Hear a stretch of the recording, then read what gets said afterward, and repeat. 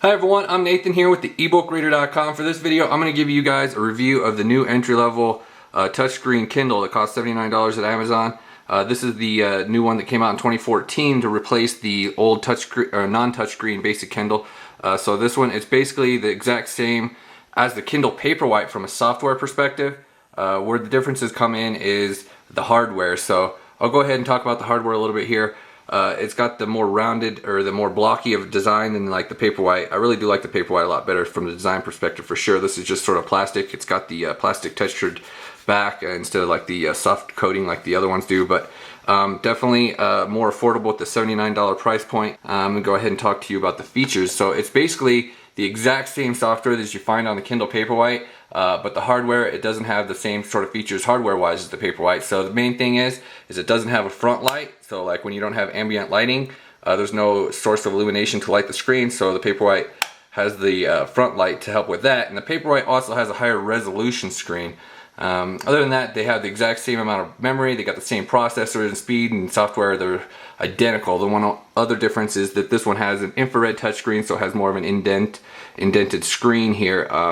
From my experience, the infrared touchscreen works just as good as the capacitive one on the Paperwhite. So all the features are the same. You still got the same pinch zooming options, and you can change the font on the fly with that. So it still has the two-point support with the infrared screen as well. So those are the main differences. It's just the screen and the front light. Okay, so this is a look at the home screen on the new basic Kindle. Obviously, it looks exactly like the Kindle Paperwhite's home screen.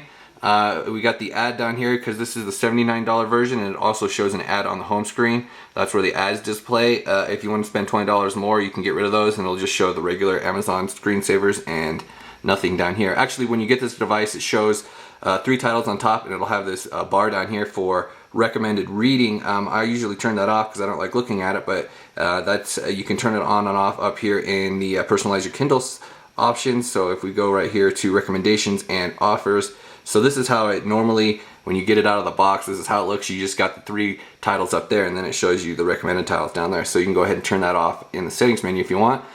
So let's go ahead and talk about some of the reading features now. You got the Goodreads integration.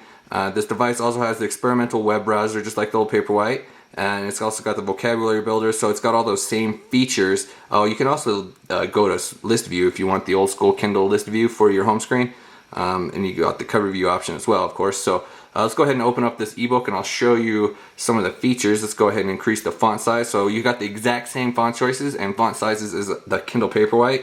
You go ahead with a little bit bigger one here so you can see it. As you can see, we've got 6 font choices.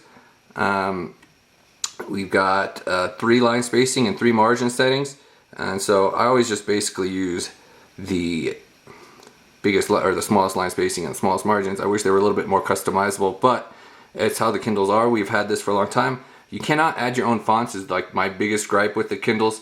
You used to be able to, but then they kind of closed the loophole for that, so now we just got these fonts here unless you want to like embed them in the ebook and reformat it. It's all like a huge ordeal just to get a personalized font on here. So that is my biggest complaint as far as the software goes. But I mean, the good thing about Kindles is the amount of software features you do get, because you do get a lot more software features than like typical ebook readers. So like if you just hold down on a word here, it easily pops up the dictionary. We've also got the more option down here, so you can just jump to translations. It will use the Bing translations, and you can just get any kind of language from one of these on the list here. So we've got a lot of options. Let's go ahead and translate it to Portuguese. There we go. We've also got I've always liked how the search options work through here. So if you just want to like look something up on Wikipedia really quickly, you can just within the ebook. You don't have to leave the ebook and open the web browser. It's like most devices, you have to actually like manually go to the web browser, look something up on Wikipedia. So I really always like that about the Kindles, how it's all incorporated actually into the ebook right there. You can go ahead and run searches. Like I said, we've got the other options here. So we've got the notes and the highlights, of course, like every Kindle has had since like the beginning. And we've also got the usual bookmarks. We've got the X-ray is a cool feature as well. So that's the Kindle exclusive feature that gives you additional information about the ebook. So we got the characters. It tells you, it works really good when you're using reading like epic fantasies that have tons of characters, and then you can just come in here and get like a description of the character, like, oh yeah, that's who that was. And then you can also get information about like terms in the books and places depending on the individual book. So I always like those extra features you get with the Kindle. That's definitely makes the reading experience a little bit better. We've got the usual bookmarks, all the sharing options. They got the new bookmarks here, so that's kind of a cool layout how that works. You can just jump to them quickly, like by hitting the bookmark button right there, and then it opens that extra window. Another thing that opens that window right there is when you jump into the, oh yeah, it's down here. When you jump this up, you get the fast scan from the pages. You can just scan through pages if you're looking for something without actually leaving the page in the book where you're at. So you just close it and you're back to where you were. So let's go ahead and open up the settings menu in here. We've got the vocabulary builder. So that's what that is whenever you look up a word. So like if we looked up this word in the dictionary, that will then get added to the vocabulary list automatically.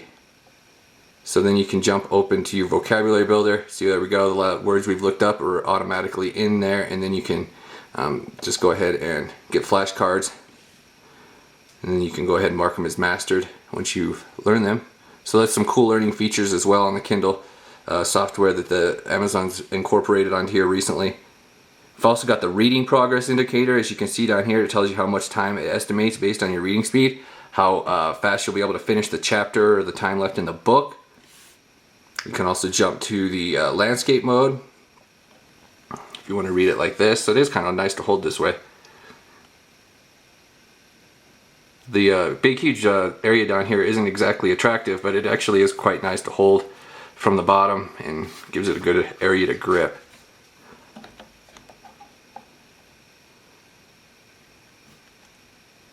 So whenever you add notes or take highlights on the Kindle, it gets added to this, there it is right on the front, the My Clippings file, so all your stuff gets added into this. You can actually plug this into your computer and take off the, it's just a basic text file, and there's some like additional programs you can use to like sort that and make it, format it to better so that you can get your highlights and notes off the Kindles nice and easily. You can also access it from a web browser. Amazon stores all these highlights and everything on a web browser, or in like a, where you can access it online. Okay, so some of these other features here, the Kindle's got the generated table of contents now, which is nice. It doesn't jump back to the beginning of the book like on the old basic Kindle did. With this touchscreen interface, it's got the new software. So just a couple of other details, like I mentioned, the Goodreads integration. You can share with also on Facebook and Twitter, as you can see right there. So that's basically how the software works on the basic touchscreen Kindle. Like I said, it's just the same as it is on the Kindle Paperwhite, and it's also going to be the same as the Kindle Voyage when that gets released in a couple of weeks. They all have the same software features, which is nice. So if you want to save cash and like forego the front light or the page buttons on the Voyage, you can still just get this basic Kindle and still have the same reading experience as far as Kindle features go. Okay, so I'm going to go ahead and wrap up this video right here. Check out the ebookreader.com for additional information on this device. I've also got a comparison review with this and the Kindle Paperwhite posted, and I'll also be posting some other comparisons as well. So, and some individual reviews for like PDFs. People always want to know about PDFs, so I'll do an individual separate review for that, and some other individualized reviews as well. So check those out on the ebookreader.com or the ebook reader YouTube channel. Thank you for watching, and you have a good day.